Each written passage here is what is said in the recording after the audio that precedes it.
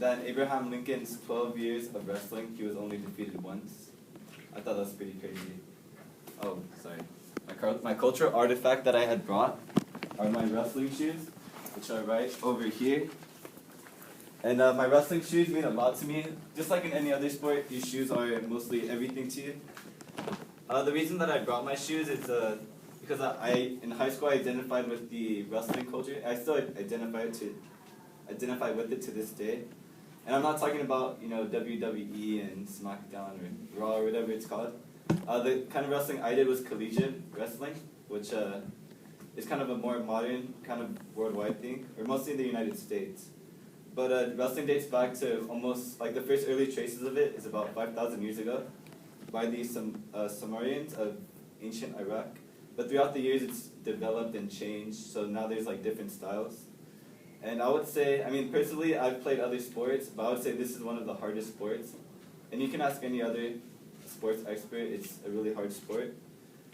Some of the accomplishments that I have in wrestling were my junior year, I had actually won an individual league title, and then my team had won the league title as a whole, and we also won CIF.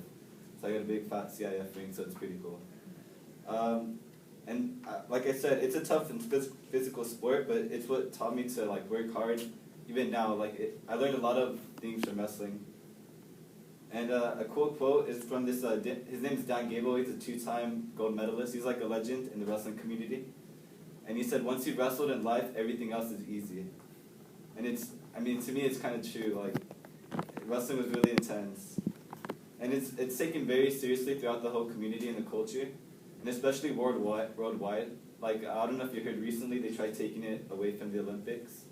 And a lot of people, like, signed petitions, to keep it.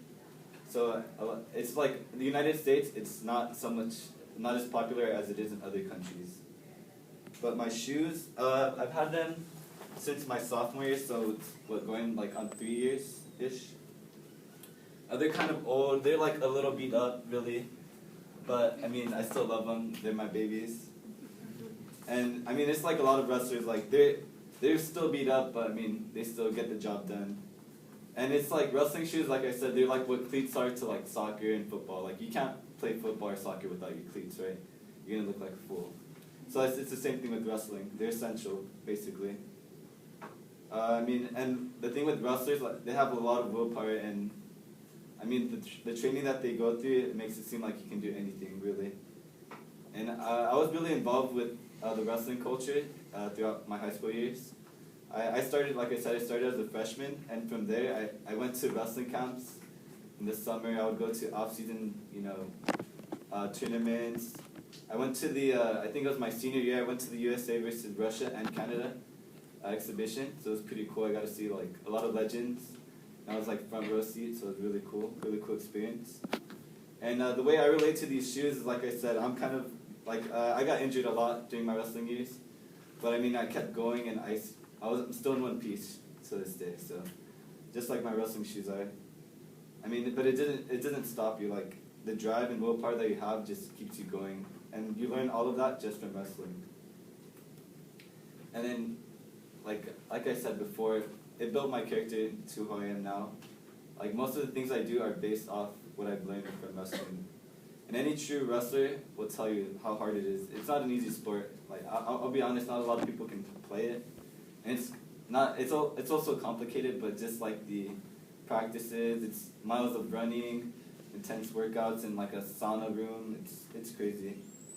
But it's, like I said, lifelong traits have been learned from this. And the reason I mostly identify with this culture is because I love all these wrestlers. Like, going to tournaments, like, these people are like, totally into it and like passionate about what they do.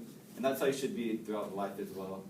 Like, you'll see people crying and like, working hard. Like, the thing with wrestling is just one-on-one. It's like, I would say, like, a lot of people compare it to like just like a one-on-one fight, just like with one person. It's you and the guy on the mat just going at it and just giving it your all, like, for 6 minutes straight. And all the wrestlers, no one likes to lose, but in this culture, losing is just, it's sad. Like, you can't lose. It makes you feel so horrible. It's like losing a fight. Like, nobody, just think about how bad you feel like after losing a fight. And the reason I like to identify with this culture is because wrestlers, they're all winners on the inside. And the thing with wrestlers, like during practices, you guys will be pushing each other, like you guys are like, you can't go another round or you're like dying, but I mean, they're like, come on man, push through, you got it.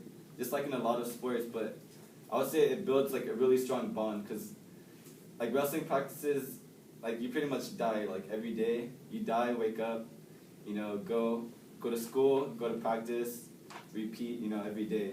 It was like daily thing for me. But that, I mean, like the people, my teammates, you build like really close bonds with them. And there's a quote, it was an anonymous quote that my high school wrestling coach actually told me. And the reason I like this quote is because I can relate it to life. Because wrestling is a lot like life. There are no shortcuts, it's not easy, it's not always going to be fair. But you still got to keep going. You can't let anything, you know, slow you down or get in your way. And the quote is, there are no losers in wrestling, just winners and learners. Thank you.